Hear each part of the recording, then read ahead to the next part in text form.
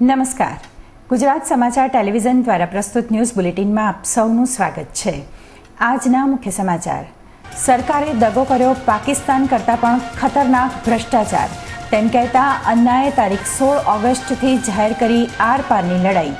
ભાજપ છોડવાનો કોઈ જ ઈરાદો નથી જણાવતા ગોપીનાથ મુંડે. જમીન કૌભાંડની ફાળવણીમાં પ્રદીપ શર્માની મુશ્કેલી વધી, હાઈકોર્ટે જામીન અરજી ફગાવી. અને ડિપ્લોમા એન્જિનિયરિંગની પરીક્ષાની માર્કશીટ નહીં મળતા વિદ્યાર્થી તથા NSUI દ્વારા હોબાળો કરાતા ટેકના યુનિવર્સિટીના કુલપતિ હોસ્પિટલમાં. સમાચાર વિગતવાર. લોકપાલ બિલ પર સરકાર તરફથી રજૂ કરવામાં આવેલા ડ્રાફ્ટથી સિવિલ સોસાયટીના સદસ્યો નાખુશ છે. જ્યારે લોકપાલ બિલની માંગણી કરી રહેલા અન્ના હજારેએ એલાન કરી દીધું છે કે તે ફરી એકવાર અનશન કરશે. તારીખ 30 જુલાઈથી તે લોકપાલ બિલના સમર્થનમાં સમગ્ર દેશમાં આંદોલન ચલાવશે અને ત્યારબાદ અનશન પર બેસશે. વધુમાં જણાવ્યું હતું કે આ વખતે અનશન સરકારને પાઠ ભણાવવા માટે હશે. અન્નાના એલાન બાદ બાબા રામદેવે પણ તેમને પૂરો સહયોગ આપવાનું જાહેર કર્યું છે. તેમજ હજારેએ જણાવ્યું હતું કે લોકપાલ દ્વારા સરકારે સમાંતર સરકાર ઊભી થશે તે વાતને નકારી કાઢી હતી. તેમના કહેવા પ્રમાણે પાકિસ્તાન આતંકવાદ કરતાં પણ ભ્રષ્ટાચાર ખતરનાક છે. સરકાર પ્રજાને ગેરમાર્ગે દોરવા માંગે છે, જેથી કરીને તારીખ 16 ઓગસ્ટથી શરૂ થતા આંદોલનને લોક સમર્થન હાંસલ ન થાય, પરંતુ અન્નાએ વિશ્વાસ વ્યક્ત કર્યો છે કે લોકોનું પૂરું સમર્થન મળશે. તેમજ આ આઝાદીની બીજી લડાઈ હવે શરૂ થશે. ભાજપના વરિષ્ઠ નેતા ગોપીનાથ મુંડેએ આજે દિલ્હી બીજેપી ખાતે આવીને જણાવ્યું હતું કે તેમનો પાર્ટી છોડવાનો કોઈ જ ઈરાદો નથી તથા ભાજપના જ કેટલાક લોકો આ પ્રકારની અફવાઓ ફેલાવી રહ્યા છે. આજે મુંડે સુષ્મા સ્વરાજ સાથે મુલાકાત કરવા માટે દિલ્હી પહોંચ્યા હતા. ઉલ્લેખનીય છે કે આ પહેલા અટકળો લગાવવામાં આવી રહી હતી કે મુંડેને કોંગ્રેસમાં સામેલ કરવા માટેની વાતચીત ચાલી રહી છે. આમ તો મુંડેએ પોતાના 2 સહયોગીઓ માટે કેન્દ્રમાં પદ માંગ્યું હતું, જેની પર કોંગ્રેસમાં સહમતિ મળી શકી નથી. ઇશરત એન્કાઉન્ટર કેસની તપાસ ચલાવતી સીટના નવા વડા ડોક્ટર સતુપાલ સિંઘે તરુણ બારોટ અને સિંઘલને નોટિસ આપી પૂછપરછ માટે બોલાવવામાં આવ્યા હતા.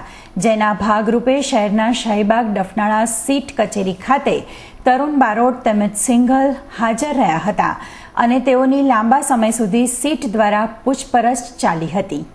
મુખ્યમંત્રી મોદી સામે ગંભીર આક્ષેપો કરનાર IPS સંજીવ ભટ્ટની ઉલટ તપાસ પર રોક લગાવવાની જમિયતે ઉલેમાએ હિન્દની અરજીને જસ્ટિસ નાણાવટી તપાસ પંચે ફગાવી દીધી છે. જેને કારણે હવે આગામી તારીખ 28મી અને 29મીના રોજ સંજીવ ભટ્ટની ઉલટ તપાસમાં અનેક વિગતો બહાર આવવાની શક્યતા વર્તાઈ રહી છે. વેલ્સપન તેમજ સો પાઇપ્સ કંપનીને જમીન ફાળવણીમાં કૌભાંડ આચરવાના ગુનામાં ધરપકડ કરાયેલા IAS પ્રદીપ શર્માએ કરેલી જામીન અરજી ન્યાયમૂર્તિ JB પારડીવાલાએ ફગાવી દીધી છે. તે સાથે કોર્ટે પ્રદીપ શર્મા સામે થયેલી પ્રથમ ફરિયાદમાં 15 દિવસમાં ચાર્જ ફ્રેમ તૈયાર કરી તારીખ 31મી ડિસેમ્બર સુધીમાં કેસનો નિકાલ કરવા માટે આદેશ કર્યો હતો. જો કે આ હુકમ સામે પ્રદીપ શર્માએ સ્ટે માંગતા કોર્ટે તારીખ 20મી જુલાઈ સુધી આ હુકમ સામે સ્ટે આપ્યો છે. તો બીજી તરફ મોરબીના ટંકારા ખાતે એક પૂર્વ સૈનિકને આપવામાં આવેલી જમીનના કેસમાં પ્રદીપ શર્માએ કરેલા હુકમ અંગે CID ક્રાઇમ બ્રાન્ચે નોંધેલી ફરિયાદ રદ કરવા માટે શર્માએ હાઈકોર્ટમાં રીટ કરી હતી. જે કેસમાં શર્માએ કલેક્ટર તરીકે જ હુકમ કર્યો હોવાનું પ્રથમ દર્શનીય રીતે ગુનો બને છે. તે સ્પષ્ટ સરકારને આદેશ કર્યો હતો, જેમાં આ કેસ અંગે 7 વર્ષ બાદ જમીન પરત લઈ લેવા માટે આદેશ કર્યો હતો. તેમજ આ પ્રકરણમાં કઈ રીતે ગુનો આચર્યો છે તે દર્શાવવા માટે કોર્ટે સરકારને હુકમ કરી કેસની વધુ સુનાવણી તારીખ 6 જુલાઈ પર મુલતવી રાખી છે.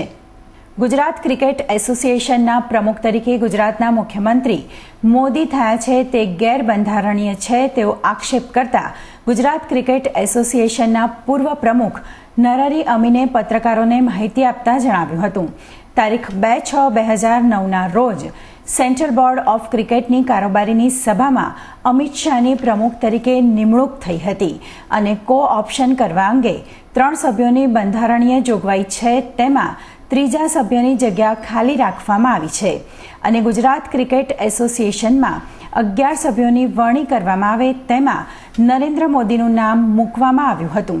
ફક્ત ને ફક્ત પ્રમુખ નિમણૂક કરવાના 4 દિવસ પહેલા જ અમિત શાહે મોદીને પ્રમુખ કયા નિયમોથી બનાવ્યા છે? આ સદંતર ગેરબંધારણીય છે. વધુમાં તેમણે જણાવ્યું હતું કે GCAની ચૂંટણી સમયે પૂર્વ ગૃહમંત્રી અમિત શાહે પોતાની સત્તાનો દુરુપયોગ કરી દરેક શહેરની જુદી જુદી શાળામાં ભાજપના અને પોતાના મળતિયાઓની સ્પોર્ટ્સ વિભાગમાં નિમણૂક કરવામાં આવી હતી અને તે સમયે ચકચાર સોરાબુદ્દીન મામલે તેમનું મોદી સરકારે રાજીનામું લીધું હતું. પરંતુ આજે GCAમાં અમિત શાહ ઉપપ્રમુખ છે અને મળતિયા ગુનામાં આરોપી છે. તેઓ પણ હાલમાં પદ સંભાળી રહ્યા છે તેવો આક્ષેપ કર્યો હતો. સીબીસીમાં કોપ થયા પછી 11 નામો જે સીબીસી GCAમાં મોકલે ત્યારે GCAના AGMના સભ્ય થાય અને પછી AGMના જે આખા ગુજરાતના 31 સભ્યો છે એ 31 સભ્યો એમાંથી હોદ્દેદાર ચૂંટાય. તો નરેન્દ્ર મોદીનો ઠરાવ સીબીસીમાં જ નથી થયો, એના નામો 11 મોકલવામાં નથી આવ્યા.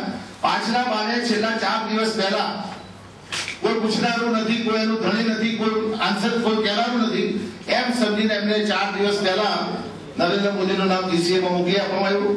એ ગેરબંધારણીય રીતે એમની એન્ટ્રી થયેલી છે. ગુજરાત યુનિવર્સિટી GTU દ્વારા છેલ્લા 1.5 વર્ષથી ડિપ્લોમા એન્જિનિયરિંગના વિદ્યાર્થીઓને માર્કશીટ ન મળતા આજે NSUIના વિદ્યાર્થીઓએ વિવિધ બેનર સાથે GTU કેમ્પસ ખાતે ધસી આવ્યા હતા અને સૂત્રોચ્ચાર સાથે આવેલા NSUIના વિદ્યાર્થીઓ GTUના કુલપતિ અક્ષય અગ્રવાલની કેબિનમાં ધસી આવી તોડફોડ ચલાવી હતી તેમજ કુલપતિના ટેબલ પર પડેલી ફાઇલો અને કાગળો કુલપતિ ઉપર ફેંકવામાં આવ્યા હતા. તદરમિયાન કુલપતિ ઊભા થતા તેઓ નીચે પડી ગયા હતા. તેમ છતાંય આ વિદ્યાર્થીઓએ કાગળ અને ફાઇલો ફેંકવાનો મારો ચાલુ રાખ્યો હતો અને ત્યારબાદ ત્યાંથી વિદ્યાર્થીઓ ભાગી છૂટ્યા હતા અને કુલપતિના હોઠ પર ઈજા થઈ હતી. જોવાની વાત એ છે કે આ પ્રકારના અવિવેકી વિદ્યાર્થીઓના વર્તનથી कुलपति हिपकाई गया था અને જણાવ્યું હતું કે यूनिवर्सिटी में जो पढ़ लिख जाते हैं उनका एटलीस्ट बातचीत करने का ढंग मवालियों से अलग होना चाहिए और आप आके सिविलाइज ढंग से सामने बातचीत करो तो उसमें कोई ऐसी सिचुएशन है नहीं कि जो एक दूसरे के समझ नहीं सकेंगे. लेकिन आज फिर आके आते ही तो आज तो मारने का ही शुरू किया ना चीजें सब. આ ઘટનાના મામલે યુનિવર્સિટી પોલીસ ધસી આવી હતી અને કુલપતિ પાસેથી ઘટનાની માહિતી મેળવી હતી અને ત્યારબાદ કુલપતિને સારવાર અર્થે મોકલી આપવામાં આવ્યા હતા. શહેરના રખિયાલ વિસ્તારમાં આવેલ મ્યુનિસિપલ કોર્પોરેશન શાળા નંબર 2 ધોરણ 11ની મંજૂરી નહીં મળતા હવે તે શાળામાં 11મું ધોરણ બંધ કરી દેવામાં આવશે. પ્રાપ્ત માહિતી અનુસાર તે શાળામાં કુલ 250 થી 300 જેટલા વિદ્યાર્થીઓનું ભાવિ જોખમમાં મુકાશે. તકલીફ અત્યારે ગવર્મેન્ટમાંથી અમને મંજૂરી નહીં મળતી. અપ્રુવલ જે 11માં શરૂ કરવાની જે મંજૂરી મળી ને અત્યાર સુધી મળી નથી. उर्दू स्कूल हाई सेकेंडरी में बस 3-4 है और उसमें इतने बच्चे हो जाते हैं कि हमको एडमिशन मिलना बहुत कम हो जाता है. અને ત્યાં ખાસ કરીને ઉર્દુ શાળામાં ભણવા આવતી કન્યાઓને દૂર જવા માટે તેમજ બીજી કોઈ શાળામાં જવા માટે મુશ્કેલી પડશે. આમ અચાનક જ વર્ગ તેમજ ધોરણ 11ને બંધ કરાતા ત્યાં મોટી સંખ્યામાં વાલીઓ તેમજ વિદ્યાર્થીઓએ વિરોધ નોંધાવ્યો હતો તેમજ વિરોધ પક્ષના કોંગી નેતાએ આજે શાળા ખાતે વિવિધ બેનરો તેમજ સૂત્રોચ્ચાર કરી દેખાવ કરી વિરોધ વ્યક્ત કર્યો હતો. અમારો પ્રશ્ન એ છે કે જે કંઈ ફોર્માલિટી કરવી હોય સ્કૂલ બોર્ડે કરવી જોઈએ, પરંતુ આ ભારતીય જનતા પાર્ટીના સત્તાવાળાઓને વિદ્યાર્થીઓને ભાવીને કંઈ પડી નથી. ઠેર ઠેર આ લોકો વિદ્યાર્થીઓને ભણવા માટે પ્રવેશ મહોત્સવ કરી રહ્યા છે. મને તો એવું લાગે છે કે આ પ્રવેશોત્સવ નહીં, 11મા ધોરણના વિદ્યાર્થીઓનો મરણોત્સવ છે. हम लोग ये एडमिशन करवाने आए थे लेकिन यहाँ पे स्कूल वालों ने मना कर दिया क्योंकि जो आगे जो थे दूसरे जो बड़े लोग उन्होंने मना कर दिया कि यहाँ पे एडमिशन नहीं होगा और 11वीं बंद हो चुकी है। और हमें एफडी स्कूल में गए थे, वहाँ पे भी एडमिशन फुल हो चुका था, इसकी वजह से हमें कहीं एडमिशन नहीं मिल रहा है। શહેરના રાયખડ વિસ્તારમાં આવેલ જિલ્લા શિક્ષણ અધિકારીની કચેરી ખાતે ધોરણ 11 વિજ્ઞાન પ્રવાહ કેન્દ્રીય પ્રવેશ પ્રમાણે એક કેમ્પનું આયોજન કરવામાં આવ્યું હતું, જેમાં શહેરની તમામ શાળાઓમાં જે જગ્યાઓ બાકી હોય તેવી શાળામાં જે તે વિસ્તારમાં રહેતા ધોરણ 11ના વિદ્યાર્થીઓ પોતાના વાલી સાથે મોટી સંખ્યામાં આવ્યા હતા અને પોતાની માર્કશીટ સાથે લાવી તેમની પસંદગીની શાળાઓમાં પ્રવેશ માટે ફોર્મ ભર્યા હતા। કેન્દ્રીય પ્રવેશ પદ્ધતિના આધારે મેં અહીંયા એડમિશન આપ્યું છે। સારી બધી જુદી જુદી સ્કૂલના વિદ્યાર્થીઓ ભેગા મળીને અહીંયા એડમિશન અપાયું છે। મને મારા વિસ્તારની સ્કૂલમાં એડમિશન મળી ગયું છે। જિલ્લા શિક્ષણ અધિકારીના જણાવ્યા પ્રમાણે ગુજરાતી માધ્યમના 534 વિદ્યાર્થીઓ પ્રવેશથી વંચિત છે, તેવી અરજીઓ સામે ગુજરાતી માધ્યમની લગભગ 1500 જેટલી જગ્યા ખાલી છે અને અંગ્રેજી માધ્યમના 107 વિદ્યાર્થીઓ પ્રવેશથી વંચિત છે તેવી અરજીઓ આવેલ છે અને તેમાં પણ ઘણી જગ્યાઓ ખાલી છે, જેથી શહેરના 11મા ધોરણના પ્રવેશ માટે જે વિદ્યાર્થીઓ આવેલા હતા તેઓ પોતપોતાના વિસ્તારની નજીકની શાળાઓ જે પસંદ કરી છે તે શાળાઓમાં પ્રવેશ આપી દેવામાં આવશે।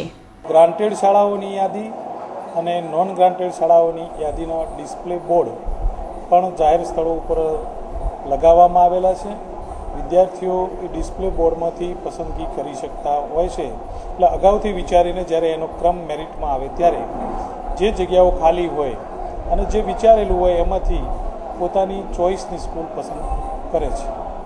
નારણપુરા વિસ્તારમાં આવેલ વરદાન ટાવરમાંથી કૂટણખાનું ઝડપાતા તેમાંથી 6 રૂપ લલનાઓ અને 3 ગ્રાહકોને શહેરની મેટ્રો કોર્ટમાં રજૂ કર્યા હતા, જ્યાં 6 રૂપ લલના તેમજ 3 ગ્રાહકોના જામીન માંગ્યા હતા, પરંતુ સરકારી વકીલે દલીલમાં જણાવ્યું હતું કે જામીન આપીને છુટકારો થતાં ફરીથી આ રૂપલલનાઓ અને યુવાનો આજે ધંધો શરૂ કરશે અને શહેરનું વાતાવરણ ઢોળશે, જેથી કોર્ટે આ દલીલો સાંભળી આ તમામને સેન્ટ્રલ જેલમાં મોકલી આપ્યા છે અને કોર્ટનું આ પગલું યુવાન પેઢી માટે એક સબક સમાન રહેશે।